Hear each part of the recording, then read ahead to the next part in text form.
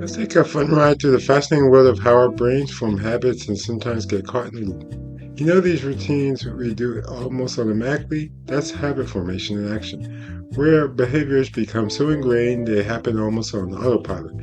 To make this happen, our brain works to automate behaviors, relying on a process called reinforcement learning. Think of it as your brain's way of saying, hey, I like that, let's do it again, over and over, building a goal directed system that helps us achieve our aims.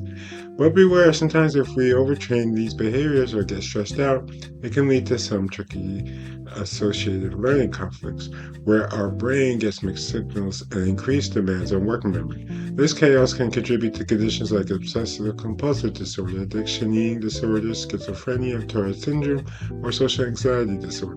Basically, our brain's habit machinery can sometimes go haywire, leading to persistent unwanted behaviors.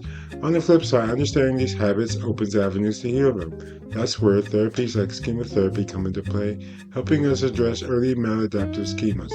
Those deep-rooted beliefs formed in childhood that shape our current patterns. We also explore child modes and maladaptive coping modes. Think of them as inner personalities stuck in old stories that influence how we respond.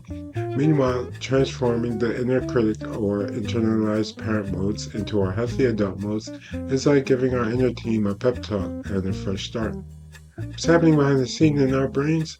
Well, the striatal output pathway and structures like the basal ganglia, amygdala, and infralimbic cortex form a complex network. They process spatial clues, response-based cues, and action outcome contingencies, basically the brain's way of linking a situation, a response, and its consequence. Neural activity dynamics and molecular mechanisms, including plasticity, allow these circuits to adapt and change over time. Within this neural symphony, stimulus response associations and expected outcomes are the notes that guide our behavior. Associative learning involves connecting stimuli to responses influenced by dopamine input from the substantia nigra compacta. It's the brain's rewards messenger, and regions like the central nucleus of the amygdala. Sometimes to study or modify these learned behaviors, scientists use evaluation procedures, kind of like changing the value of a reward to see how flexible our habits really are. All these pathways and processes are orchestrated across cortical areas like the neocortex, with circuit nodes and neural activity dynamics working together. So next time you find yourself stuck in a habit or facing a mental health challenge, remember your brain is an increasingly adaptable organ. With the right tools and understanding, you can rewire these circuits, change these responses, and move toward a healthy, happier you.